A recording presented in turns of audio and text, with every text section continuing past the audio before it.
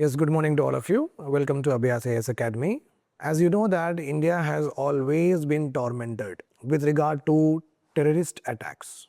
Since the time of independence till today, these terrorist groups are reorganizing themselves and also expanding their bases with various frontal organizations and has kept a motive in order to create disharmony in our country. On the lines of it, Government of India recently, that is in this month only, has given a full details of a strategy called as Prahaar strategy. And the tagline for this Prahaar strategy is countering terrorism, introduced in February 26, 2026. Means Prahaar is nothing but it is a Hindi word which means attack. Attacking what? Terrorism. Right? Okay. So here the Government of India has given a full details with regard to how this strategy is going to work out. That we are going to discuss one by one, and before going into the discussion, I would like to ask all of you who are watching me, pause the video and try to do this MCQ because it's a current affair and you might be aware of this fact that you are also learning the current affairs, okay, continuously for your examination. So this is the question you have, pause the video and try to answer it. Which among the following is not a part of newly introduced Prahaar strategy for counter terrorism? So which strategy is not a part of Prahaar strategy to counter terrorism? So you are having option number A, prevention of terror attacks to protect Indian citizen and interest. Is it one strategy? Responses which are swift and proportionate to the threat posed. This is second strategy. Is it? Third one is aggregating internal capacities for achieving synergy in whole of the government approach. Is it the third strategy? And what is the fourth strategy here? Conducting precision surgical strike like Uri, Operation Sindoor, etc. so and so forth. So what is your answer? Which one of the following is not a part of the Prahaar strategy? That is what you have to answer in your OMR sheet. So you can pause the video and try to do the question. If not, anyhow, after the end of the lecture, you will know the answer for sure. Actually, you will know it the very next slide itself. Right. So this is a counter-terrorism strategy the Government of India is talking about. The counter-terrorism strategy of India, Prahaar, flows from these ideals and is predicted as following. So here you are having the first important P, prevention. Prevention is one of the important strategy under Prahaar counter-terrorism. Second one is response. Third one is aggregating internal capacities. Fourth one is human rights and rules of law. Fifth one we are having attenuating. Sixth one aligning. Seventh one recovery. All of these we are going to see in detail, but your job is to remember that in the counter-terrorism strategy proposed by the Government of India, Prahaar, you are having 7 important areas, 7 important dimensions that Government of India is working in order to make sure that the Prahaar strategy will result in non-terrorism in our country altogether. Okay. Why this strategy came into being? Why this strategy came into being? Try to again repeat with me. This is important exercise. So we are talking about prevention here. Prevention is one important area of strategy. If you cannot prevent a terrorist attack, better is that if the terrorist attack has happened, you can do the response. Prevention is first. The next one would be what? Response to that particular attack. Third one is, then when the response when you give, it is important that all the departments need to be coordinated. That's why you aggregate the internal capacities of our forces, of our intelligence, etc. so and so forth. After that, make sure there is no human rights violations are there and India follows a rule of law. Then attenuating conditions means proactiveness with regard to terrorist attack or terrorist motives. Aligning and shaping the international efforts, collaborate with international countries, international organizations in order to counter what? Terrorism. Then recovery.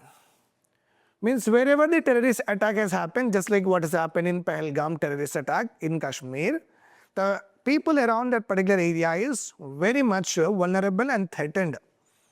And lot of movement with regard to tourists has been on decline. People are not going there. So it is important that government of India should enthuse the confidence in them that okay, they can start rehabilitating over there, they can start going over there again. So that is how the reconstruction and redevelopment should begin. That particular last phase is called as what? Recovery phase here. Okay, this strategy is very important. Why? Because if you see in the recent years, Pulwama attack happened, more than 15 CRPF Jawans have died in the van itself. It is a complete terrorist attack. Recently, if you see, there is a Delhi blast. Lot of people, near around 20-30 people have died and lots of people have injured. And you are very well aware of this Pahalgam terrorist attack. So you can see here the various terrorist organizations and outfits are basically targeting what? India, and try to destabilize social harmony of India.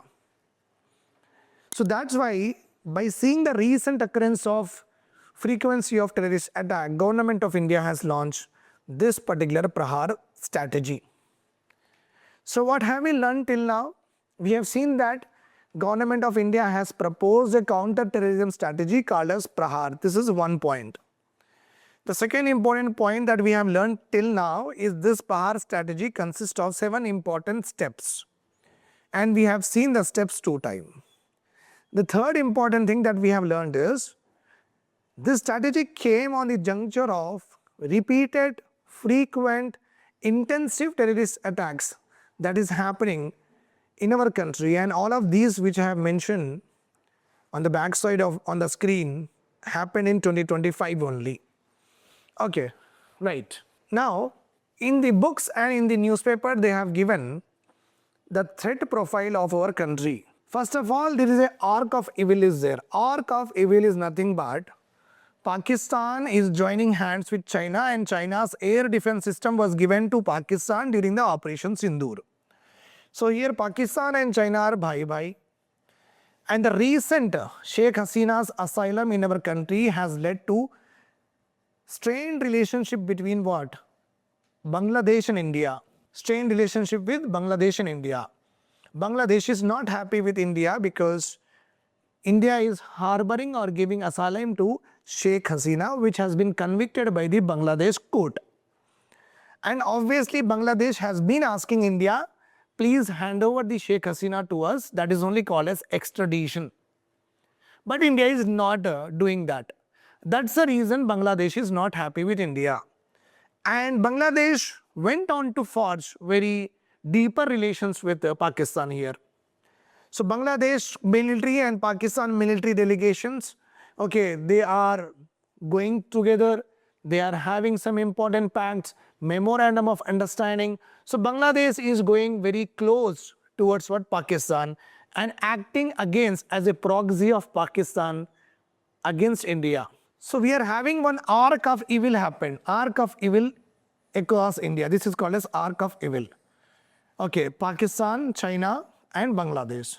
Then another important area is that you can see China is always containing India's expansion with regard to maritime waters.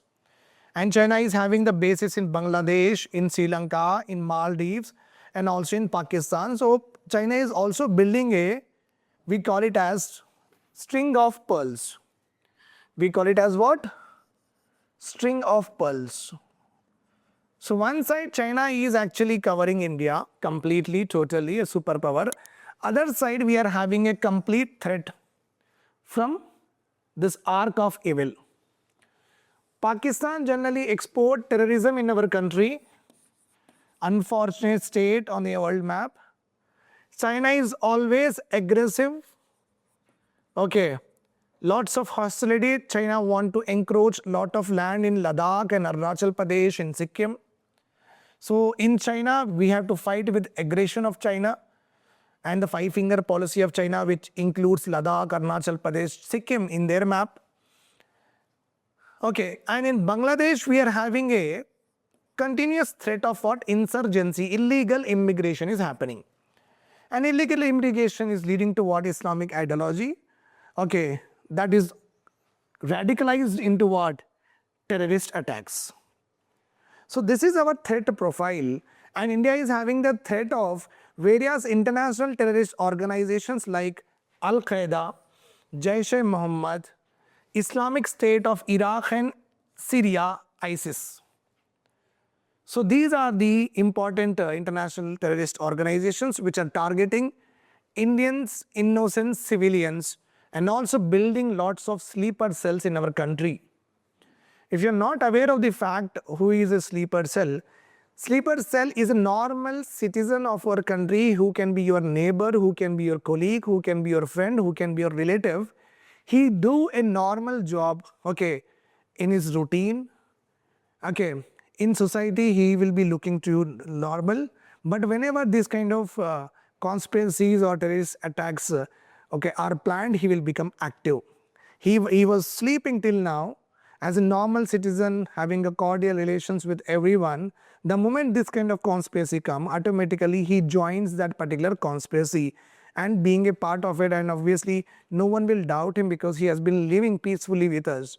But he gets up from the sleep and start what? Coordinating the terrorist activities leading to blast like Delhi blast, etc. so on and so forth. Those are called as sleeper cell. This Al-Qaeda, Jaish-e-Mohammed and also ISIS is mushrooming and breeding lots of sleeper cells in our country. So that's why we need to have a very good long-pronged approach with regard to counter this terrorism in the form of what? Prahaar strategy. Okay, right. So the first one, as I've told you, prevention of terror attacks. How we are going to prevent the terror attacks? Basically, everything that Home Ministry will move, okay, Home Ministry will act with regard to prevention of any terrorist attack. It is completely based on what? Intelligence guided. Intelligence gathering through the informers in the Kashmir, informers in the Ladakh, lots of police informers will be there, lots of India's raw agents will be there. They will be living like a civilians with them. Okay, they will collect the intel just like you might have watched the Durandar movie, what Ranveer Singh has done, but Ranveer Singh has went ahead and he was living in Pakistan. But here the intelligence guided may be coming from Pakistan, from our agents over there, or may be coming within our country in the form of informers. So basically everything which we are able to prevent any terror attack, it is all depends on the intelligence that we receive from our agents within and abroad our country. Okay. The second important one is that operationalization of multi-agency center. So the intelligence gathering is not done by only one institution. Okay, we are having joint task force on intelligence in the Intelligence Bureau. It remains a nodal platform with regard to collection of terrorist information, terrorist activities, and the conspiracy and dissemination of information across the important departments. The second one here is response. So whenever any terrorist attack happens, whether it happens in Hyderabad or whether it happens in Kashmir, the police department of that particular area is the first responder we know very well. Okay, first responder will be what? Police. They have to go to the particular place and evacuate people, rescue people, and try to contain that particular area to get the proofs and evidences. And lot of local police has also been specialized, okay, in state central anti-terror forces. And special counter-terror forces has also been created in many states. Okay, anti-terrorism squads we say. Generally every state will have, and Maharashtra is number one in that. Because Mumbai is there, Dawood Ibrahim is there, all that particular serial blasts are there. So that's why they have a anti-terrorism squad, we call it as ATS. Telangana does not have like that. Okay, we have this SB branch in the police department and IB branch we are having. But we do not have an anti-terrorism squad as such to only focus on terrorist activity, but Telangana has to do it Why? Because in Telangana, the population which has been radicalized, the Muslim population, especially in Hyderabad, is more, and a lot of people are getting radicalized also. That also we have seen. So Telangana should have definitely a special anti-terrorism squad, which is not there. So when prevention is done, then response is done. Then the third, the response. In response, National Security Guard is the nodal National Center Terror Force under Ministry of Home Affairs. Remember this point. We call them as NSG, National Security Guard. Then aggregating capacities. Modernization of security, nothing but space developments, defense development, drone deployment across the borders. Law enforcement agency plays a very important role in counter-terrorism responses. The forces has been trained how to use the latest tools, technology, weaponry, beside giving them training of strategy, cooperation, coordination, all that also we are going to do. We have been doing also. In order to fight the terrorism, special laws has also been there, and when we fight the terrorism, India is very following complete constitution and moral values, and India will protect the human rights, and India is also a part of Universal Declaration of Human Rights in 1948. Let us suppose one example of a human right could be what? I am a human. Suppose security agencies have caught me in, let us suppose, in a terrorist attack. Now, I should be given food for 3 times or not? Yes. If I would not be given, what will happen? I will starve, and it is a painful to me, right? So if government of India does not do it, we will be provided with food. If government of India does not give food for 2-3 days, it means you are violating the rights of basic rights of a human being, which is important to him. So suppose someone is subjected to 3rd degree or 4th degree, okay, peeling of the skins is happening, okay, and hitting the nails in the body is happening. That is also not called for whenever you capture a terrorist or a Maoist or any criminal.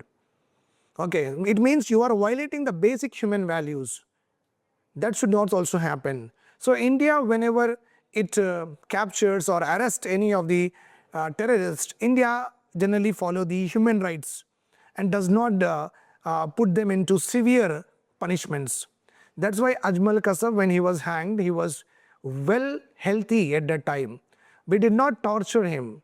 We have protected the human rights. We understand the value of a human being, the dignity of a human being. We did it very well. So he was hanged normally. But he was not tortured. He was not get into too much of severe interrogations. To deal with terrorism, lots of acts has also been proposed which have special laws are there. Like Unlawful Activities Prevention Act 1961, UPA Act. Okay, it is a basic act that deals with terrorism in our country. Along with this act, the supplementary acts are also there which has terrorism as one of the components. Bharatiya Nyaya Sanhita 2023, we have provisions of terrorism. Here, Bharatiya Nagrik Suraksha Sanhita 2023, Bharatiya Sakshya Adhinayam 2023, Explosive Substance Act of 1908, Arms Act of 1951. If you possess any arms, then you will be tried with this act.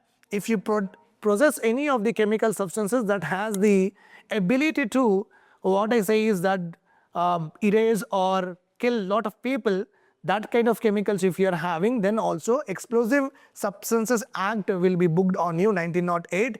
That's why not Diwali patakas, they cannot harm, okay, hundreds of the people. Okay, but if you think that all the rockets, all the Diwali patakas are there, no, you take out the barud of it and try to accumulate is this much, then you can go and complain to the police person saying that, okay, he is taking out all the gunpowder from the Diwali patakas and he is keeping in his home. Maybe he is planning something. You can say also like that. Okay, because you cannot keep such kind of substances in excess. Okay, and prevention of money laundering, because terrorism activities cannot be carried out without what? Money. Lot of Indian Hindus, majority community, Indian Muslims, doctors community, these are the people who are actually acting as the agents of Pakistan, which we have seen. Okay, ISRO one person was there. Okay, and Gujarat police one person was there. Okay, and lot of doctors in Muslim community are also a part of what? Acting as a Pakistan agents. So how this is happening? Because These organizations have lots of money with them. They are bribing these people. Okay, that money is getting into their account. So that is why, suppose in my account all of a sudden 2 crores will come. Obviously the bank person need to inform to the police personnel that all of a sudden he never did this many transactions, but in his account all of a sudden 2 crores or 50 lakhs has come. Then police people will come and investigate how did you receive it. Okay, if all these are happening, no, then we can go to the core of the terrorism. So money laundering is very, very important, where the money is unauthorizedly, okay, accessed by a lot of people, which does not have a source of what origin. That is called as what? Money laundering. Okay. Then we are having here attenuating the conditions conducive to terrorism. Lot of terrorist activities nowadays recruit Indian youth. It is very important that these youths should undergo a graded police response. Slowly, these youths need to be rehabilitated. They should be slowly converted into from radicalization to non-radicalization. That is also important because they belong to our community, Indian society. Aligning and shaping international efforts.